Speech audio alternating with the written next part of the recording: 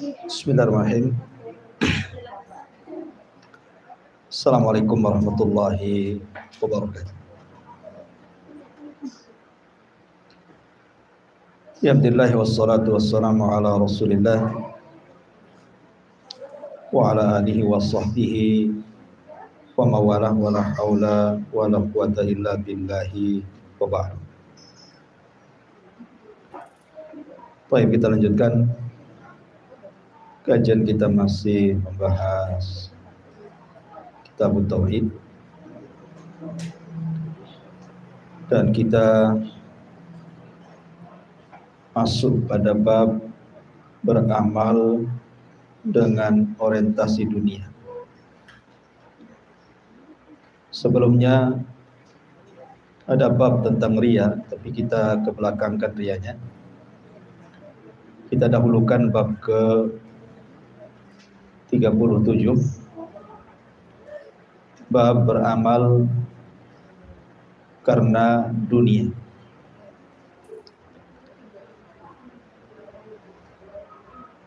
Bicara tentang beramal karena dunia, tentu akan berbeda dengan masalah riya. Walaupun sama-sama dosa kecil atau syirik kecil, tetapi kalau riya itu memang semata-mata hanya ingin mendapatkan pujian ataupun supaya mendapatkan orang yang membicarakannya kemudian dia merasa nikmat dengan pendengarannya.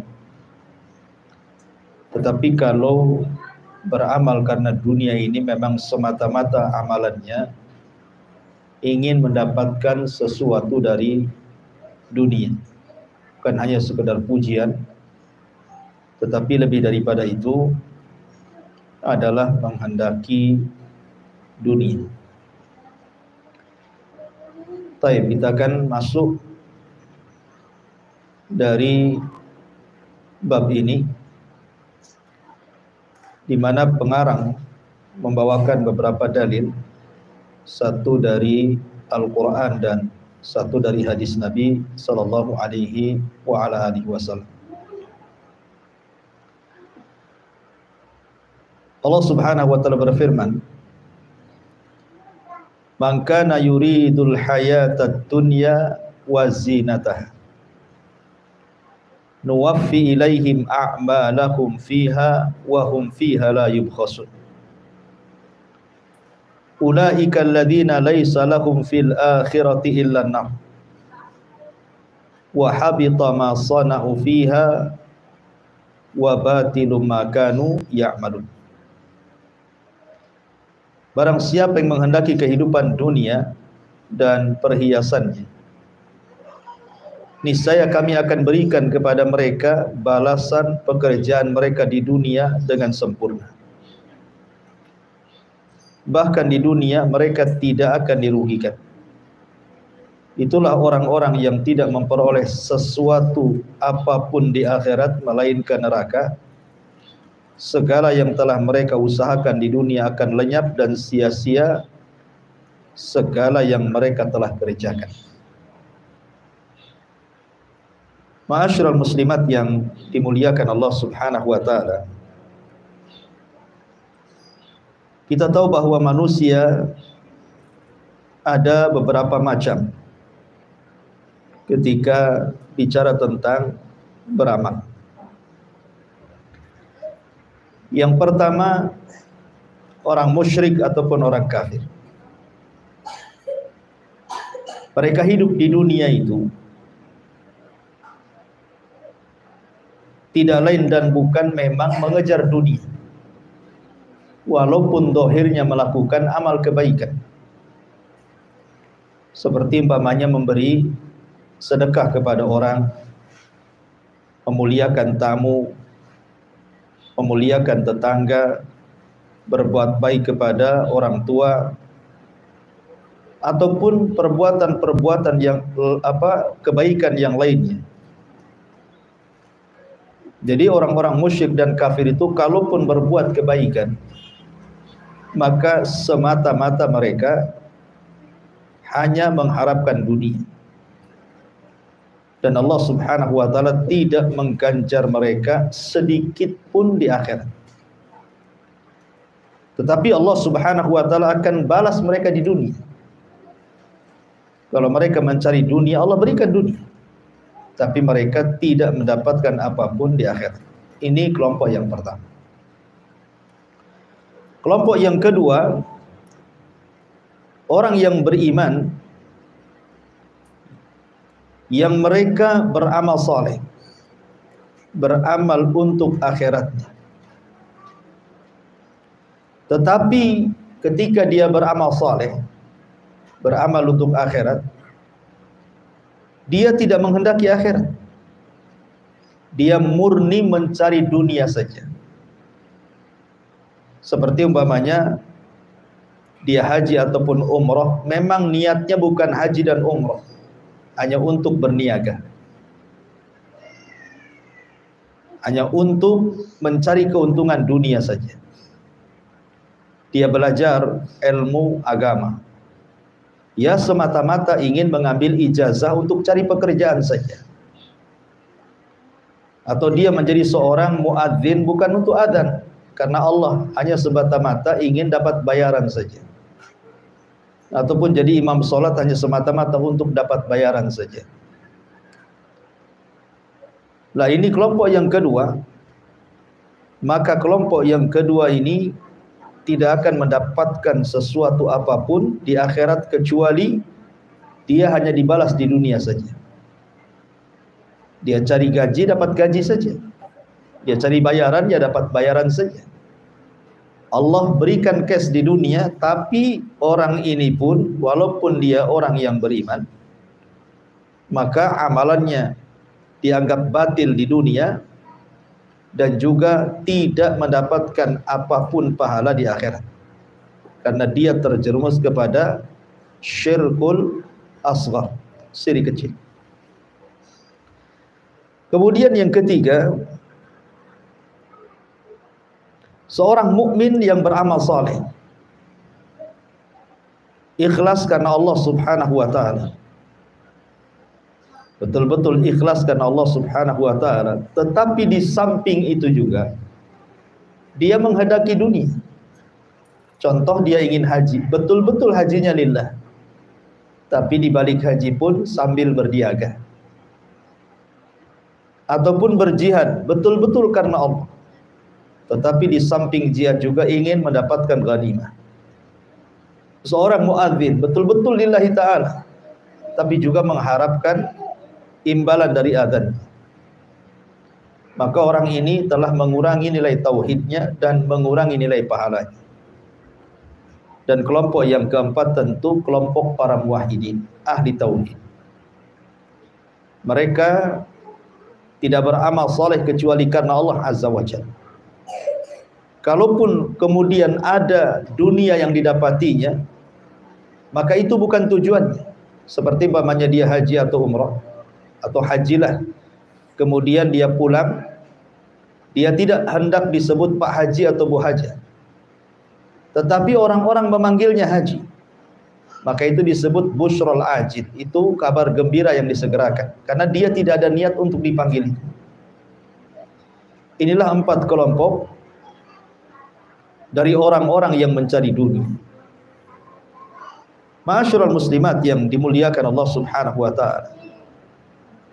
Lah bab ini bercerita tentang orang yang kemudian meniatkan amal solehnya karena ingin mendapatkan sesuatu dari dunia. Seperti saya contohkan tadi, bahwa seandainya dia umpamanya kuliah syariah, jurusan hadis, jurusan tafsir gitu ya, jurusan syariah, itu kan bagus karena ini kan bicara tentang jurusan-jurusan keagamaan. Akan tetapi kemudian tiba-tiba niatnya itu memang hanya mencari syahadah saja, mencari ijazah, supaya dia bisa keterima di perguruan tinggi untuk menjadi dosen, atau mungkin niat jadi rektor atau yang lainnya. Jadi memang kuliah keagamaannya itu bukan karena Allah, tapi karena hanya ingin mendapatkan ijazah supaya mudah mencari pekerjaan. Atau contoh yang lain tadi saya sebutkan seperti jihad, ingin mendapatkan harta rampasan perang. Atau mungkin haji, betul-betul hanya ingin berniaga. Dan begitu seterusnya. Inilah yang dimaksudkan pengarang dalam kitab ini, beramal dengan orientasi dunia. Allah Subhanahu wa taala mengatakan, barang siapa yang menghendaki kehidupan dunia dan perhiasannya, niscaya kami berikan kepada mereka balasan pekerjaan mereka di dunia dengan sempurna, bahkan di dunia mereka tidak dirugikan sama sekali. Ma'asyiral muslimat yang dimuliakan Allah Subhanahu wa taala, perlu diketahui bahwa Nabi SAW bersabda dalam sebuah hadis, innallaha qassama bainakum akhlaqakum kama qassama bainakum arzaqakum wa innallaha yu'tid dunya man yuhib wa ma la yuhib wa la yu'til iman illa man yuhib. Kata Nabi SAW, Allah telah membagi-bagi akhlak kalian sebagaimana Allah telah bagi rizki kalian. Dan sesungguhnya Allah memberikan dunia itu kepada orang yang dicintai Allah ataupun kepada orang yang tidak dicintai Allah. Berbeda dengan iman, Allah tidak berikan kecuali orang yang dicintainya saja. Dari sini menunjukkan bahwa nilai dunia ini kecil. Karena Allah Subhanahu wa taala memberikan dunia ini kepada yang dicintainya dan kepada yang tidak dicintainya. Qarun diberikan dunia, Fir'aun diberikan dunia, Namrud diberikan dunia. Tetapi di sisi lain Sulaiman diberikan dunia, Abu Bakar Siddiq radhiyallahu an diberikan dunia, Nabi Allah Dawud diberikan dunia. Kenapa demikian? Karena dunia itu tidak ada harganya, makanya bersyarikat antara mukmin dan kafir. Dunia itu bersyarikat antara mukmin dan kafir. Makanya di sini Nabi SAW mengatakan, innallaha yu'tid dunya man yuhib wa ma la yuhib. Allah itu memberikan dunia kepada orang yang dicintainya dan kepada orang yang tidak dicintainya, li hikmatin aradah Allah, karena sebuah hikmah yang Allah kehendaki.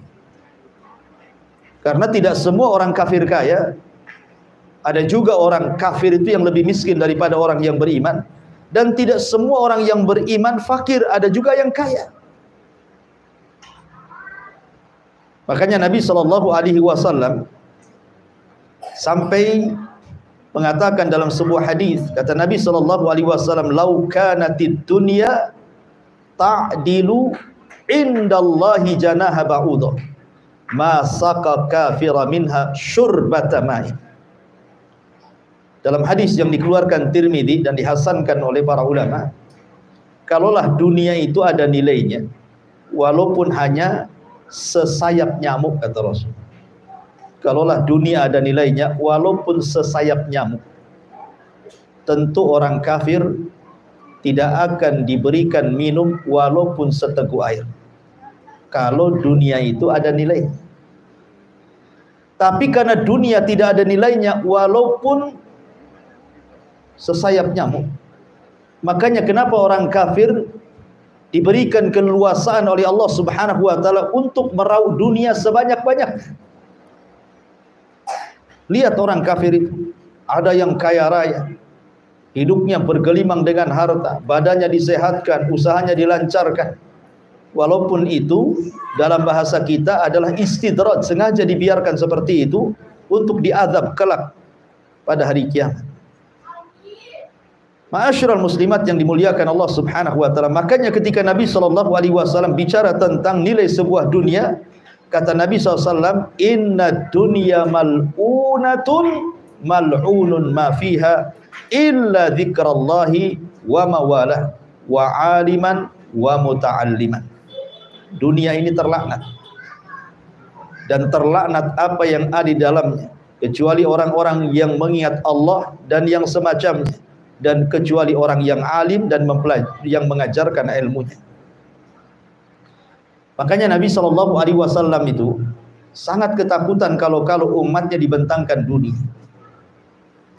Kata Nabi SAW, mal faqra ahsya alaikum, bukanlah kefakiran yang aku takutkan kepada kalian, walakin ahsya an tubsata alaikumud dunya kama busitat ala man kana qablakum.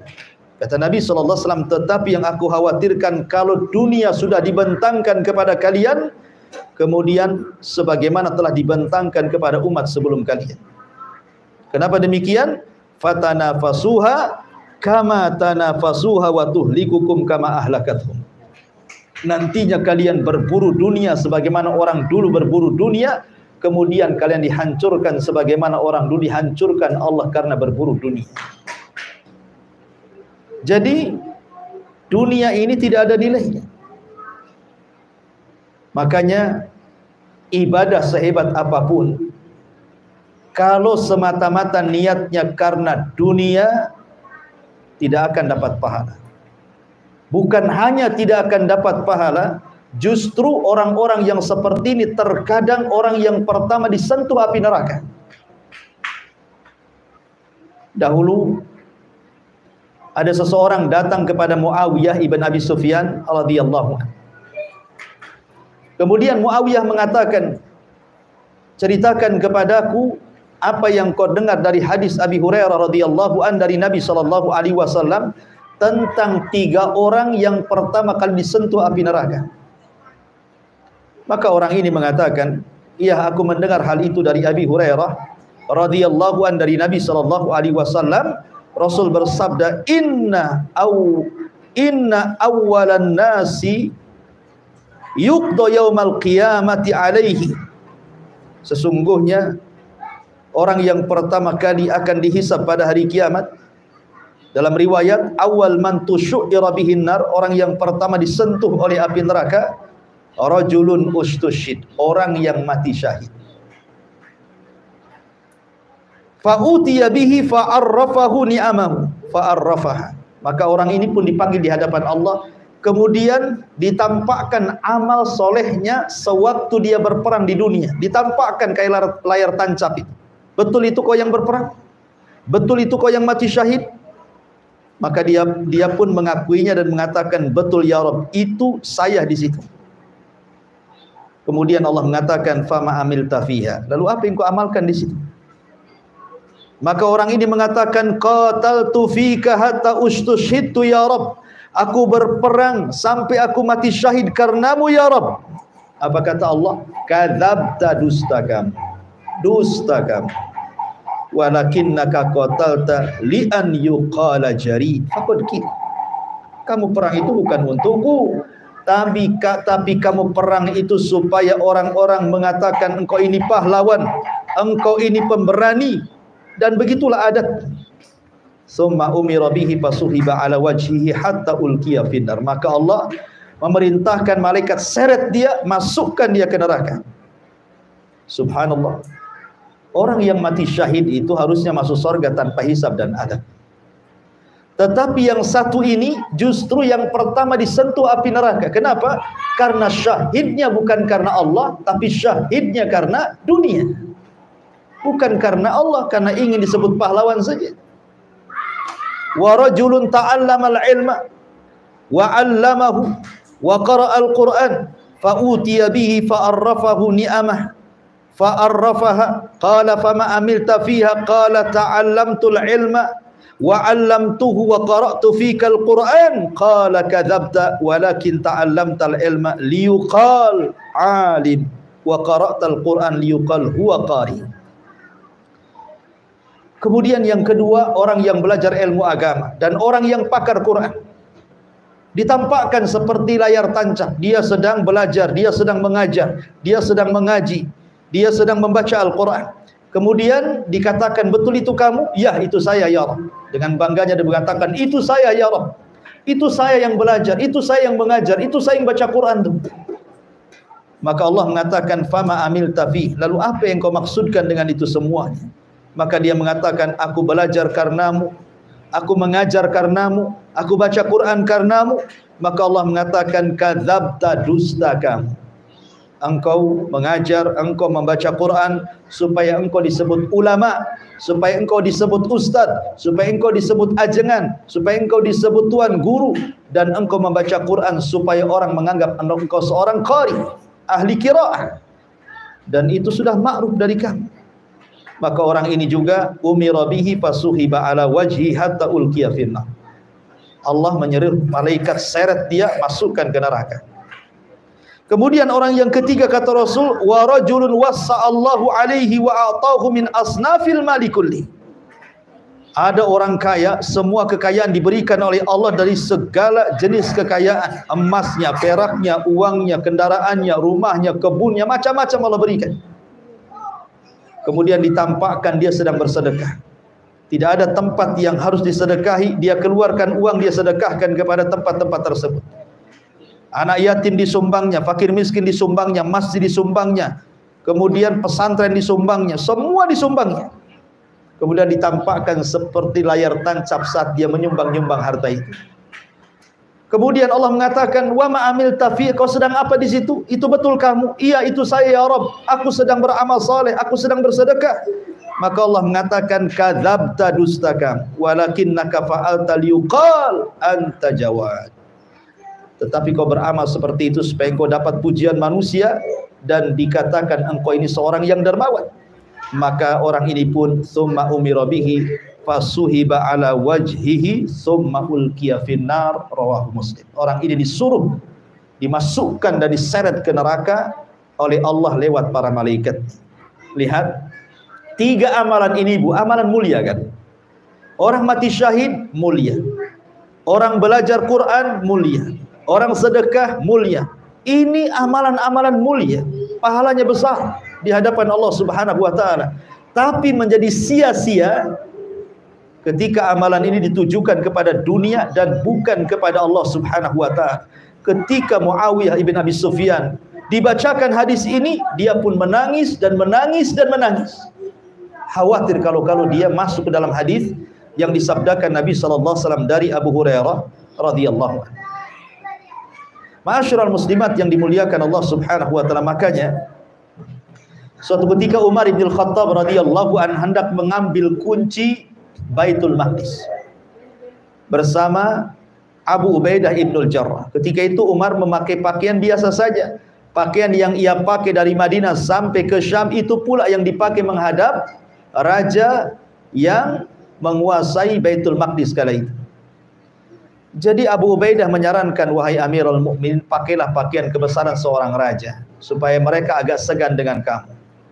Maka Umar marah kepada Abu Ubaidah ibnul Jarrah dan mengatakan, ya Aba Ubaidah, nahnu qaumun a'azzanallahu bil Islam, famahma ibtaghainal izzata fi ghairihi adallanallahu azza wajalla. Hei Abu Ubaidah, kami ini kaum yang Allah muliakan dengan Islam, maka siapapun yang mencari kemuliaan selain daripada Islam, pasti Allah akan hinakan dia. Umar tidak mau menampakkan perhiasan dunia, dia ala kadarnya saja, karena dia tahu dunia ini tidak ada nilainya. Orang itu bernilai ketika dia mendapatkan hidayah Islam dan baik Islam. Makanya Umar bin Khattab radhiyallahu anhu suatu ketika datang kepada Nabi sallallahu alaihi wasallam yang ketika itu terdengar kabar bahwa Nabi sallallahu alaihi wasallam telah menceraikan istri-istrinya. Jadi Umar mendapatkan kabar bahwa Nabi sallallahu alaihi wasallam telah menceraikan istri-istrinya. Akhirnya kemudian Umar pun mendatangi Nabi sallallahu alaihi wasallam untuk mengecek keberadaan Rasul, apakah benar Nabi sallallahu alaihi wasallam telah menceraikan istri-istrinya. Maka akhirnya kemudian Umar radhiyallahu an menangis melihat kondisi Nabi sallallahu alaihi wasallam yang tidur di atas pelepah kurma, kemudian terbangun, nampaklah bekas-bekas di punggungnya, goresan-goresan pelepah kurma, dan ada debu yang menempel di badan. Jadi Umar radhiyallahu an mengatakan, Rasul, lihat raja-raja Persia, raja-raja Romawi, raja-raja dunia, mereka di atas kenikmatan, di atas singgasana, di atas kasur-kasur empuk, di atas pakaian-pakaian indah. Maka ud'ullaha ya Rasulullah an yuwassiya ala ummatika faqad wassa ala Faris war Rum wa hum la ya'budun Allah. Maka Umar mengatakan, Rasul, berdoalah kepada Allah, semoga dia melapangkan kehidupan untuk umatmu. Sebab Allah telah melapangkan kehidupan bangsa Persia dan bangsa Romawi, sedangkan mereka tidak menyembah Allah. Mereka orang kafir, tapi mereka dikayakan. Engkau seperti ini wahai Rasul, dan umatmu juga sama. Maka Rasul SAW mengatakan, afi syakkin anta ya ibnal Khattab, ulaika kaumun ujjilat lahum thayyibatuhum fil hayatid dunya. Apakah engkau masih ragu wahai Ibnul Khattab?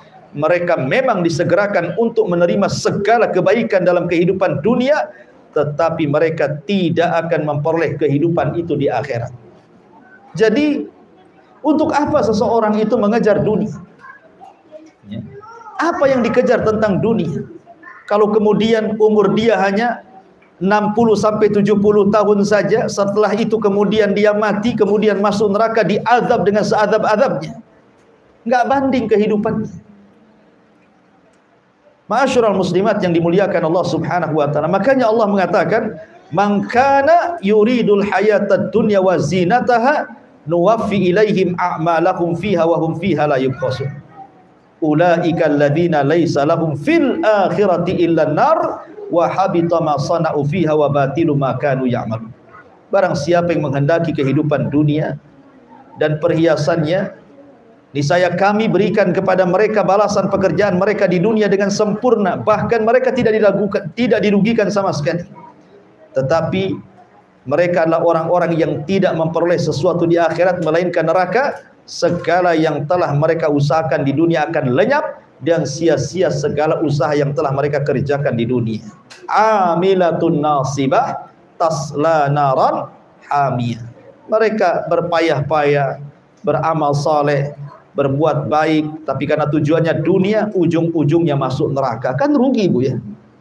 Rugi, ya. Ma'asyiral muslimat yang dimuliakan Allah Azza wa Jalla. Bahkan Nabi sallallahu alaihi wasallam sampai mengatakan dalam sebuah hadis, man kanatil akhiratu hammahu ja'alallahu ghinahu fi qalbi wa jama'a lahu syamlahu wa atathu dunya wa hiya raghimatun wa man kanatid dunya hammahu ja'alallahu faqrahu baina ainaihi wa farraqa alaihi syamlahu wa lam ya'tihi minad dunya illa ma qaddara lah. Barang siapa yang niatnya adalah untuk menggapai akhirat, maka Allah akan memberikan kecukupan dalam hatinya.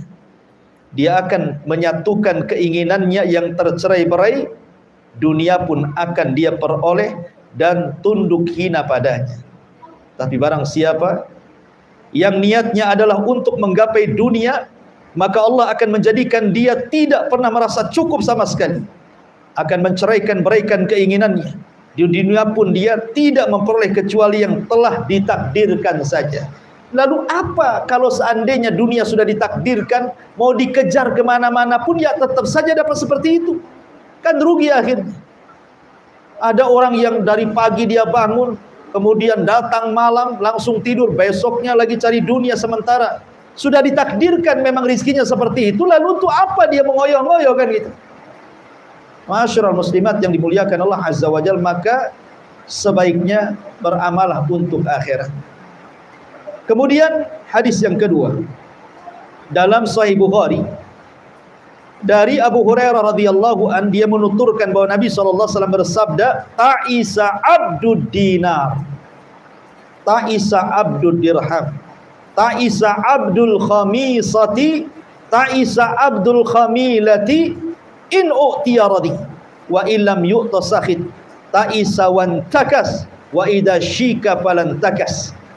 Tuba li abdin akhadha bi inanati farasihi fi sabilillah ash'asha ra'suhu mughabbaratan qadama in kana fi al-hirasati kana fil hirasati wa in kana fi saki kana fi saki in ista'dhana lam yu'dhan lahu wa in syafa'a lam yushfa' atau lam yushaffa'.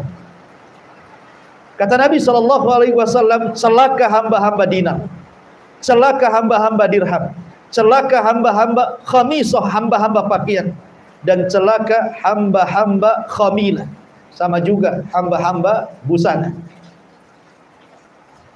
Maksudnya apa di sini, Bu?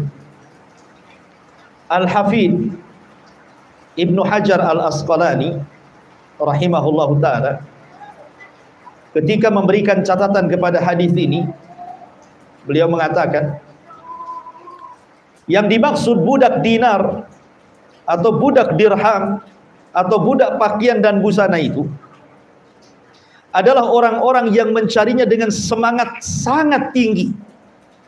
Bila mendapatkannya, dia menjaganya seolah-olah dia menjadi pembantu pada dinar dirham tersebut, seperti budak. Juga disebutkan oleh Al-Imam At-Tibbi rahimahullahu ta'ala, dikhususkan kata budak untuk menggelarinya karena dia berkubang dalam cinta kepada dunia serta segala bentuk syahwatnya, layaknya seseorang tawanan yang tidak memiliki upaya untuk melepaskan dirinya, maka seperti budak. Makanya Rasulullah SAW tidak mengatakan pemilik harta ataupun penghimpun dinar, tetapi dikatakan dengan kalimat budak. Maksudnya kalau dikatakan budak dunia, artinya kehidupannya memang murni mencari dunia saja. Dunia memperbudak. Kalau sudah dapat dia jaga, jangan sampai hilang. Kalau perlu ditambah jama'a mala wa addada yahsabu anna malahu ahlada. Dihitung-hitung, kurang-kurang, cari-cari, siang malam hanya mencari dunia. Artinya budak dunia itu, artinya karena akalnya tidak berfungsi, hatinya tidak berfungsi, tenaganya tidak berfungsi, kecuali hanya urusan dunia saja. Dan ini bukan hanya terbatas dengan yang disebutkan saja, Bu. Termasuk celaka orang-orang yang menghambakan kepada busana. Di sana ada hamba tas, di sana ada hamba sepatu, di sana ada hamba rumah, hamba kendaraan gitu ya, Bu ya. Kalau ibu-ibu ya hamba pakaian. Sampai-sampai satu hari itu 10 kali ganti gitu. Yang dipikirkan itu pakaian saja. Hari-hari browsingnya pakaian saja. Oh, ini ada yang terbaru nih. Ini warnanya bagus, ini kainnya bagus. Kemudian hari-hari terpikir gimana caranya membelinya. Akhirnya dia nabung terus terpikir ingin membeli apa yang dikehendakinya. Itu disebut hamba pakaian. Ya.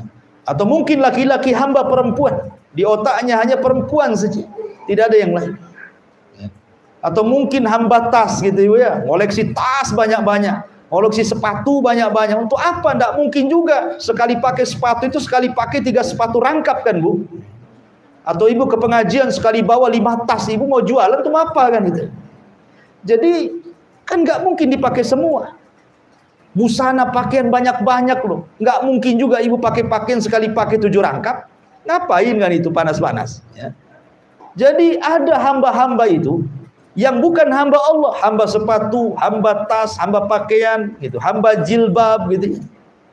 Walaupun udah ngaji, nampak pakaiannya syar'i gitu ya. Yang dipikirkan itu ya, ini cadar terbaru. Oh, ini cadar apa ini? Banana ya, atau cadar apa gitu ya. Pokoknya wah, pikirannya itu ke situ aja. Itu hamba cadar namanya. Ya. Jadi dia browsing itu hanya cadar terbaru, model terbaru, itu aja. Biar dia bisa pakai, bisa bergaya di pengajian tuh. Nah, begitu itu juga termasuk hamba cadar, Bu, jadinya. Hamba pakaian, hamba gamis gitu ya. Jadi itu masuk semua. Pokoknya yang otaknya ke dunia, dunia itu kan macam-macam. Bisa pakaian, bisa kendaraan, bisa rumah, ya, bisa laki-laki, bisa perempuan, dan begitu seterusnya. Kata Rasul, ta'isa abdu dinar, wa ta'isa abdul dirham, wa ta'isa abdul khamisah, wa ta'isa abdul khamilah. Celaka hamba dinar, celaka hamba dirham, celaka hamba khamisah, komis, celaka hamba busana, celaka dan celaka. Maka tidak perlu menjadi hamba-hamba itu, jadilah hamba Allah. Jadilah hamba Allah. Ma'asyiral muslimat yang dimuliakan Allah Subhanahu wa taala. Abu Hurairah radhiyallahu an pernah menceritakan dari Nabi sallallahu alaihi wasallam, kata Rasul bersabda, "Lau kana di misla Uhudin dhahaba la sarrani alla tamurra alayya thalathatu layalin wa indi minhu syai'un illa syai'un ursiduhu lidinillah." Kata Nabi SAW, berangan-angan di Nabi ini, kalau seandainya aku punya emas sebesar Uhud, kata Rasul, kalau seandainya aku punya emas sebesar gunung Uhud, maka tidak membahagiakan diriku, kata Rasul, kalau sampai lewat 3 hari kemudian emas itu masih ada pada diriku, kecuali aku jadikan untuk perjuangan di jalan Allah Subhanahu wa taala. Begitu harusnya. Ya. Sebenarnya kaya itu tidak dicela dalam Islam. Tidak. Siapa yang bilang orang kaya itu dicela? Yang dicela itu hamba kekayaan, hamba uang. Kalau hidupnya dihambakan kepada uang, itu yang celaka. Tapi kalau orang banyak duit tidak celaka, selama kemudian harta itu hanya diletakkan di tangan dan tidak diletakkan di hati. Sebagaimana perkataan Hasan Al-Basri rahimahullahu ta'ala ketika ditanya soal zuhud, apa kata Hasan Al-Basri? Ij'al malaka fi yadik wala taj'al malaka fi qalbik. Jadikan hartamu di tanganmu dan jangan jadikan hartamu di hatimu. Jadi kalau seandainya harta datang hanya sebatas di tangan, kalau harta pergi ya pergi dari tangan, bukan diletakkan di hati, sehingga kalau datang senang sekali, kalau pergi sedih sekali. Bukan begitu. Kaya tidak masalah. Sahabat Rasul itu 10 sahabat yang dijadikan masuk surga, sebagian besar orang kaya. Abu Bakar orang kaya, Utsman orang kaya, Abdurrahman bin Auf orang kaya, Tolha orang kaya. Semua karena kekayaan juga bisa mendukung dakwah. Makanya pemimpin Aus namanya Sa'ad bin Ubadah. Sa'ad bin Ubadah radhiyallahu anhu itu kaya, pemimpin Aus. Ketika dia masuk Islam, kemudian Nabi SAW hijrah dengan keluarganya ke Madinah. Hampir setiap hari Sa'ad bin Ubadah memberikan hadiah kepada Rasul dan keluarganya. Setiap hari. Saking kayanya. Memberikan hadiah kepada istri-istri Nabi. Bahkan apalagi kalau istri Rasul SAW sedang di rumah Aisyah radhiyallahu anha, Sa'ad bin Ubadah tahu bahwa Rasul senang di rumah Aisyah. Kenapa Sa'ad ibn Ubadah menganggap Rasul sedang-senang di rumah Aisyah? Karena memang Rasul sangat mencintai Aisyah. Pasti suami itu lebih senang di wanita yang dicintainya. Kayak suami ibu, kalau suami sangat cinta dengan ibu, pasti betah di rumah, Bu. Kalau enggak cinta, itu sebentar-sebentar pergi itu. Ya, pasti ada yang dicintai itu di luar tuh. Ya. Jadi tahu Rasul itu lagi senang-senangnya itu kalau rumah di Aisyah, ditambah lagi hadiahnya, lebih besar lagi hadiahnya. Setiap hari loh itu ngasih hadiah. Menunjukkan kaya, artinya kaya itu tidak dilarang. Kaya itu tidak dilarang. Karena Islam juga perlu kaya, makanya Rasul juga menikah dengan orang kaya, Khadijah, sampai kekayaannya habis untuk dakwah kan gitu. Tetapi kalau seandainya tujuan mencari hartanya betul-betul karena dunia, tidak ada sedikit pun dia ingin menyumbang hartanya di jalan Allah, itulah yang dikatakan abdu dinar wa abdu dirham. Hamba rupiah, hamba dolar, hamba ringgit, hamba real, dan begitu seterusnya. Ya. Dahulu di zaman ulama namanya Ibnu Hajar Al-Asqalani rahimahullahu taala ketika menjadi qadhi di Mesir. Ibnu Hajar itu ketika menjadi hakim di Mesir, hakim besar di Mesir. Kemudian dia pergi ke pasar membawa kendaraan yang mewah, fasilitas kerajaan dan pakaian yang sangat indah. Kemudian orang-orang pasar pun pada keluar memberikan salam kepada sang alim ini, kemudian memuliakannya. Rupanya di tengah-tengah manusia yang sedang memuliakan ulama ini ada orang Yahudi fakir miskin, udah kafir, fakir lagi, miskin lagi, Yahudi ini. Kemudian Yahudi ini ngomong sama kawannya, itu siapa? Itu siapa yang di atas kendaraan bagus, pakai pakaian bagus, dihormati, dimuliakan, enak sekali hidupnya. Kemudian orang ini mengatakan, celaka engkau, kau gak kenal dia ya? Dialah Al-Hafidh Ibnu Hajar Al-Asqalani qadhi Mesir. Dia adalah hakim kita di sini. Kata orang Yahudi fakir miskin ini, bisa nggak aku jumpa dengan dia? Akhirnya kemudian diperjumpakanlah Yahudi fakir ini ke hadapan Al-Hafidh Ibnu Hajar Al-Asqalani rahimahullahu ta'ala. Ketika sudah berjumpa tuh, berdialoglah orang Yahudi fakir ini dan mengatakan, wahai imam, aku dengar kau seorang imam, seorang qadhi, seorang alim, seorang ulama. Enak sekali kehidupan. Kau diberi kendaraan megah, kau diberikan pakaian megah, gaji cukup oleh penguasa. Saya ingin bertanya kepadamu. Kata Al-Hafidh Ibnu Hajar, silahkan kau bertanya. Kemudian Yahudi fakir ini mengatakan, saya ingin bertanya kepadamu. Saya mendengar nabimu bersabda, ad-dunya sijnul mu'min wa jannatul kafir. Dunia itu penjara bagi orang yang beriman dan surga bagi orang kafir. Rasa-rasanya hadis ini nggak cocok, kata. Aku ini Yahudi, di matamu aku kafir, tetapi aku fakir. Aku tidak merasa hidup di dunia. Tetapi engkau yang merasa seorang mukmin kok kaya dunia, kendaraan mewah, pakaian megah, gaji ditanggung pemerintah. Jadi gimana maksudnya hadis ini bahwa dunia itu penjara bagi orang kafir, dunia itu penjara bagi orang yang beriman, surga bagi orang kafir? Rasanya nggak benar nih hadis ini. Karena yang ditanya ulama, Bu, ya jawabannya sudah ada lah di kepalanya. Apa jawaban Al-Hafidh Ibnu Hajar? Dengarkan Yahudi fakir. Ya. Walaupun aku seperti ini, digaji pemerintah, kendaraan bagus, pakaian bagus, dihormati manusia, tapi aku belum bisa istirahat dari ibadah. Aku tetap sholat, aku tetap puasa, aku tetap haji, diwajibkan haji, aku tetap sedekah, aku diwajibkan ibadah-ibadah yang lainnya. Aku tidak pernah istirahat di dunia. Dan apa yang dijanjikan Allah dengan sorga, dunia bagiku ini masih penjara, karena aku tidak lepas dari aturan agama. Tapi engkau wahai Yahudi kafir, engkau miskin itu, kau masih hidup di dunia ini bagaikan sorga. Sebab kalau seandainya neraka yang menantimu di akhirat, itu jauh lebih dahsyat keperitannya dibandingkan kau hidup sekarang. Kau ini hidup di sorga, kau ini sorga di dunia ini. Sebab kalau engkau masuk neraka, neraka lebih hebat lagi keperitan. Subhanallah. Ma'asyiral muslimat yang dimuliakan Allah Azza wa Jalla, lalu apa yang kita cari di dunia ini kalau bukan karena mencari pahala dari Allah Subhanahu wa taala dan surganya. Kemudian Rasul mengatakan, in u'tiya radi wa illam yu'ta sakhit. In u'tiya radiya wa illam yu'ta sakhit.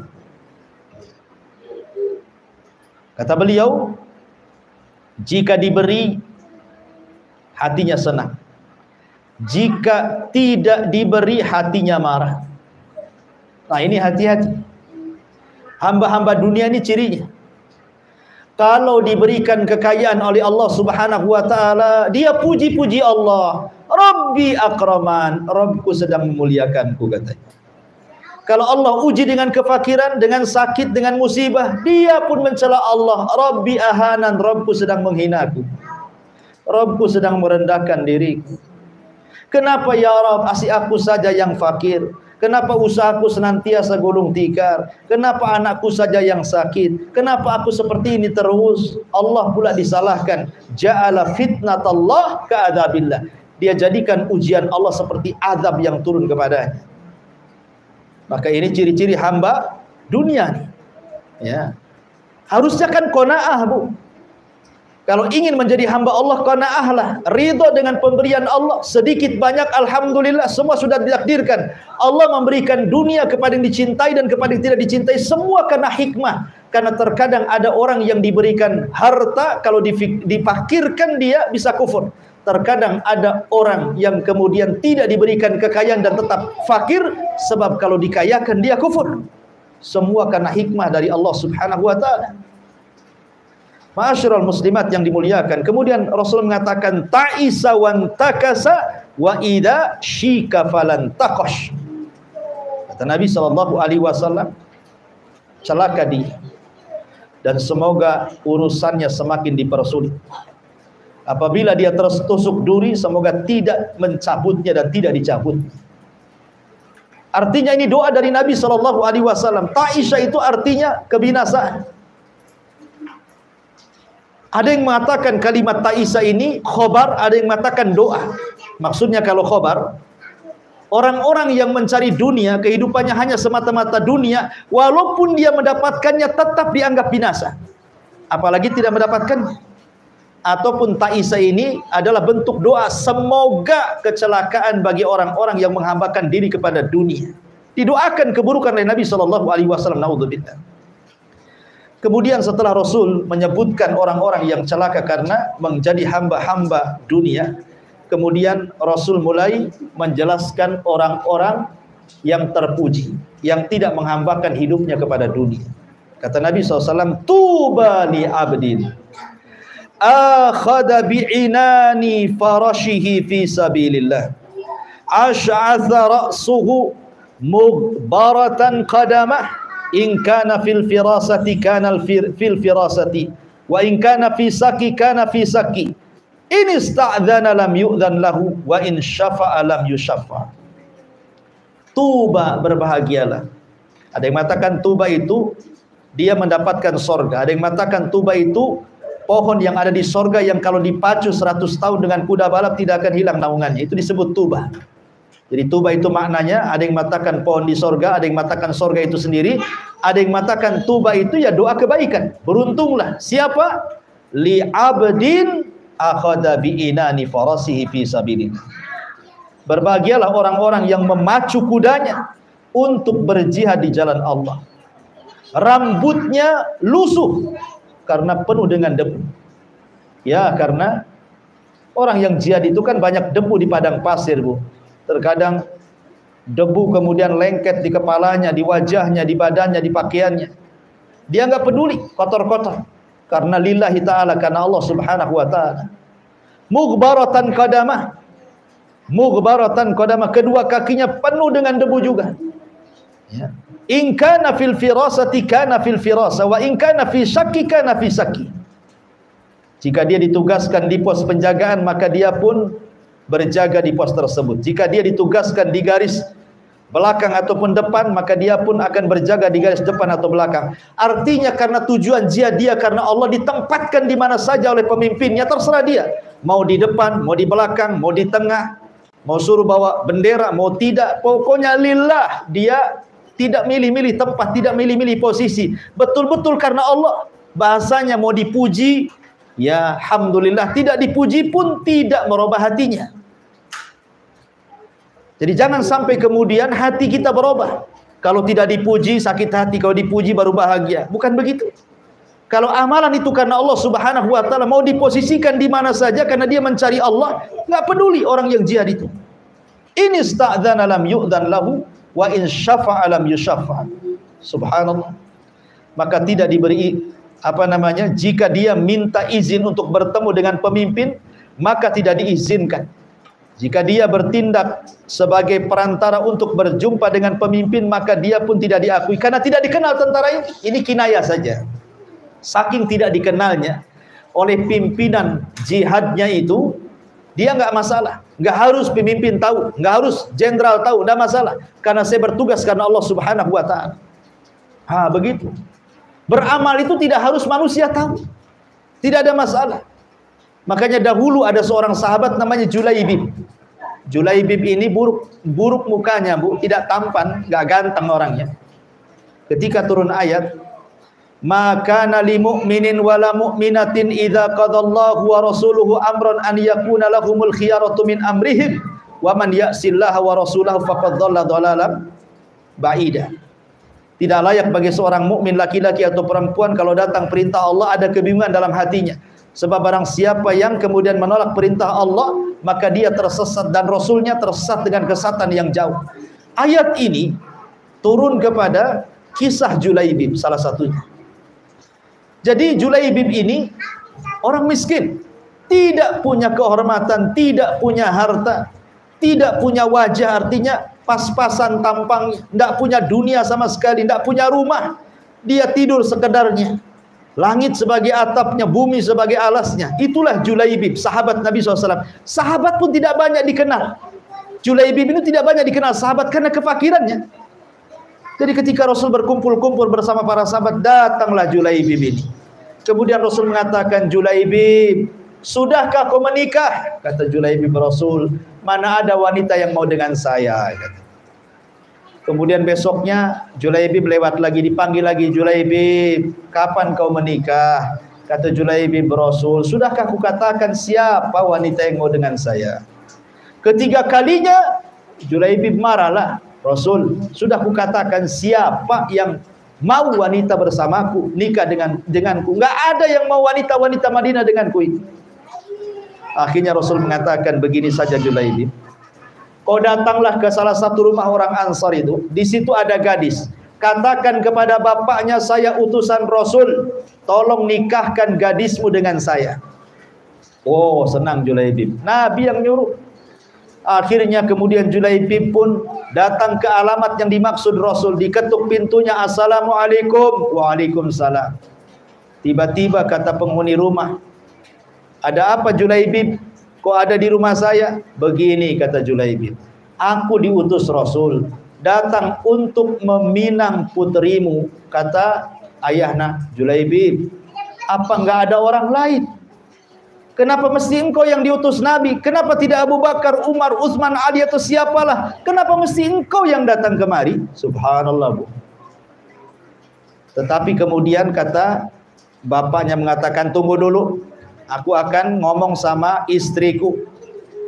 Kemudian kata istrinya, Julaibib, Julaibib katanya. Enggak ada orang lain dia selain Julaibib katanya. Lah ketika kemudian dua orang tuanya menolak, anak gadisnya mendengar dari kamarnya itu. Kemudian dia mendengar ucapan kedua orang tuanya, marah anak gadisnya. Kemudian mengatakan kepada kedua orang tuanya, ataruddani Rasulillah, orang tuaku, ibu bapakku, apa engkau akan menolak putusan Rasul? Nikahkan aku dengan dia. Sebab perintah Rasul tidak ada kecuali kebaikan di dalamnya. Subhanallah, ini gadis yang beriman, yang salehah, ya. Mengajari orang tuanya, kau mau menolak utusan Rasul, walat kalian, ya, bahasanya begitu. Akhirnya kemudian menikahlah Julaibib dengan wanita itu. Di malam pertama, rupanya datang pula panggilan untuk jihad. Julaibib mengatakan kepada istrinya, panggilan Allah dan Rasulnya jauh lebih besar dibandingkan panggilan malam pertama. Aku izin untuk perang katanya. Subhanallah. Akhirnya Julaibib pun perang. Rupanya setelah peperangan mati syahid dia. Nabi SAW kemudian membariskan tentara yang masih hidup, kemudian menghitung tentara yang sudah meninggal. Kata Nabi SAW, ada yang kurang? Kata sahabat, tidak ada yang kurang wahai Rasul. Tidak ada yang kurang. Ada yang kurang. Sahabat bingung, enggak ada. Subhanallah, sahabat tidak kenal Julaibib. Ya karena fakirnya, karena miskinnya tidak dikenal orang. Kata Rasul, ada yang kurang ini. Sahabat mengatakan, siapa Rasul? Julaibib. Cari Julaibib katanya. Rupanya setelah dicari-cari, ketemulah Julaibib itu. Sedang terkapar, meninggal dunia, mati syahid. Dan di sekitarnya 7 orang musyrik dibunuhnya. Rasul pun kemudian sedih. Kemudian memangku Julaibib, meletakkan kepalanya di atas pahanya. Kemudian kata Rasul, inna Julaibaba minni wa ana minhu. Julaibab bagian dari diriku dan aku bagian dari dirinya. Subhanallah, lihat ya. Jadi kalau memang itu karena Allah, dikenal nggak dikenal tetap saja beramal. Ibu mau dipuji nggak dipuji, nggak akan, hatinya nggak akan berubah. Betul-betul karena Allah. Bukan kalau nggak dipuji akhirnya sedikit infaknya, kalau banyak dipuji ditambah lagi infaknya. Nah, itu karena bukan karena Allah tuh. Itu karena dunia namanya. Hati orang beriman itu tidak berubah. Hati orang yang beriman itu tidak berubah. Dicela biasa saja, dipuji pun biasa saja. Tidak membedakan antara celaan dan pujian. Ya, tidak membedakan antara omongan manusia yang baik dengan omongan manusia yang jelek. Hati dia tidak berubah. Itulah hati yang ikhlas karena Allah Subhanahu wa ta'ala. Oleh karena itulah maka ikhlaskan niat. Bagaimana caranya supaya kita ini bisa beramal karena Allah dan menghindar karena dunia? Ada kiat-kiat yang disebutkan para ulama. Yang pertama, kalau ingin amalan kita karena dunia, yang pertama berdoalah kepada Allah. Berdoalah kepada Allah Subhanahu wa ta'ala dengan doa yang diajarkan Rasul kepada para sahabatnya. Allahumma aqsim lana min khasyatika ma yahulu bainana wa baina ma'asik, wa min ta'atika ma tuballighuna bihi jannatak, wa minal yakin ma tuhawinu bihi alaina masaibad dunya, wa matti'na bi asma'ina wa absarina wa quwwatina ma ahyaitana waj'alnahul waritha minna waj'al tha'rana 'ala man zalamana wansurna 'ala man adana wa la taj'al musibatana fi dina wa la taj'ad dunya akbaru hammina wa la mablaghu ilmina wa la tusallit 'alaina man la yarhamuna. Ya Allah, curahkanlah kepadaku. Ya Allah, curahkanlah kepadaku, kepada kami, rasa takut kepadamu yang menghalangi kami dari bermaksiat kepadamu, dan ketaatan kepadamu yang mengantarkan kami kepada sorgamu. Dan curahkanlah keyakinan yang meringankan musibah di dunia. Berilah kenikmatan kami agar pendengaran kami, penglihatan kami, serta kekuatan kami selama kami hidup, dan jadikan itu sebagai warisan dari kami, dan jadikan pembalasan atas orang-orang yang mendolimi kami, dan tolonglah kami melawan orang-orang yang musuhi kami. Di sini syahidnya. Dan janganlah engkau jadikan musibah bagi agama kami, dan janganlah engkau jadikan dunia sebagai impian kami terbesar serta pengetahuan kami yang tertinggi, serta jangan engkau kuasakan atas kami orang-orang yang tidak menyayangi kami. Lihat di sini ada bahasa wala taj'al ad-dunya akbaru hammina. Ya Allah, jangan jadikan dunia impian kami. Ya. Jangan jadikan dunia impian kami. Berdoa seperti ini kepada Allah Subhanahu wa ta'ala. Kemudian yang kedua, mengetahui hakikat kehidupan akhirat dan juga hakikat kehidupan dunia. Dunia ini apa? Allah Subhanahu wa ta'ala sampai mengatakan di dalam Al-Quran ketika bicara soal dunia. Apa kata Allah Subhanahu wa ta'ala? Allah Subhanahu wa ta'ala mengatakan man kana yuridul ajila ta'ajjalna lahu fiha ma nasha liman nurid thumma ja'alna lahu jahannam yaslaha madhmuman madhura. Barang siapa menghendaki kehidupan dunia, maka kami segerakan baginya dunia itu apa yang kami kehendaki bagi orang-orang yang kami kehendaki. Kemudian kami sediakan baginya akhirat neraka jahanam, dia akan memasukinya dalam keadaan tercela dan terusir. Subhanallah. Inilah hakikat dunia dan akhirat. Ya, dunia itu menghina, akhirat itu memuliakan. Jadi yang kedua, kenali hakikat dunia dan kenali hakikat akhirat. Dan yang ketiga, bertemanlah dengan orang-orang soleh, dengan orang-orang yang tidak tamak, dengan orang-orang yang ahli ibadah, dengan orang-orang yang ahli taat, dengan orang-orang yang ikhlas. Bertemanlah dengan mereka. Ya, jangan berteman dengan orang-orang yang mengejar dunia, akhirnya kita pengaruh, akhirnya kita pula kemudian ikut-ikut dia untuk ikut-ikut mengejar dunia. Intinya bahwa bab ini menjelaskan kepada kita, maka beramal dengan orientasi dunia termasuk syirkul asghar, syirik kecil. Dan bisa jadi syirik besar itu kalau memang betul-betul murni karena dunia dan sama sekali tidak ada dalam hatinya tujuan kepada Allah Subhanahu wa ta'ala. Wallahu a'lam bishawab. Ini bab beramal dengan orientasi dunia, insyaallah minggu depan baru kita cerita tentang riya. Baik, sebelum saya tutup silakan kalau ada yang bertanya.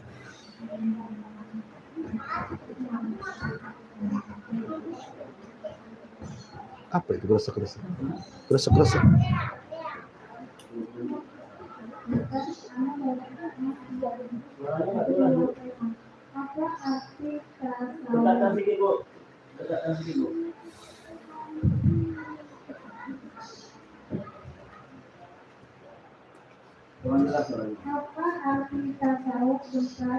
Tasawuf.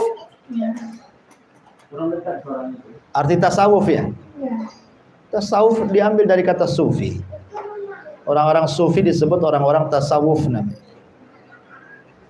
Ya, tasawuf itu artinya kelompok yang disebut dengan sufi. Itulah arti tasawuf. Nah, itu saja kan pertanyaannya.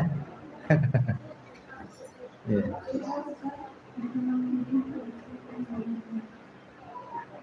Ada suara? Kurang dekat Bu. Sudah dekat semua sedikit.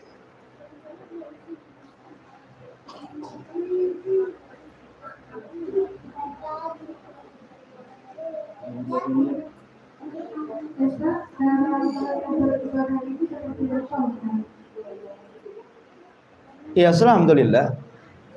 Ya, lihat. Maksudnya orang-orang sufi itu kan bertingkat-tingkat gitu. Orang-orang sufi itu bertingkat-tingkat. Ada orang-orang sufi itu yang keyakinan mereka bertentangan dengan keyakinan ahli sunnah wal jamaah. Seperti umpamanya keyakinan seperti tokoh mereka namanya Hallaj dan juga yang lainnya yang memiliki pemahaman manunggali kaulo Gusti dalam bahasa Jawanya. Jadi Allah Subhanahu wa taala bersarang dengan makhluknya. Ya, bersarang dengan makhluknya. Maka ini keyakinan-keyakinan yang tidak benar dalam Islam gitu. Apalagi sampai kalau sudah bersarang dengan makhluknya, sudah sampai tingkat hululiyah, dalam bahasa mereka tingkat ma'rifat, kemudian meninggalkan sholat, meninggalkan ibadah. Nah, ini lebih parah lagi. Nabi itu kalau dikatakan sufi, dia orang paling sufi, tapi dia tetap sholat, puasa, zakat, dan begitu seterusnya. Ya Bu, ngomong-ngomong sudah qiraah ini, kita tutup. Subhanakallah bihamdika, asyhadu an la ilaha illa anta, astaghfiruka wa atubu ilaik. Allahu ta'ala. Assalamualaikum warahmatullahi wabarakatuh.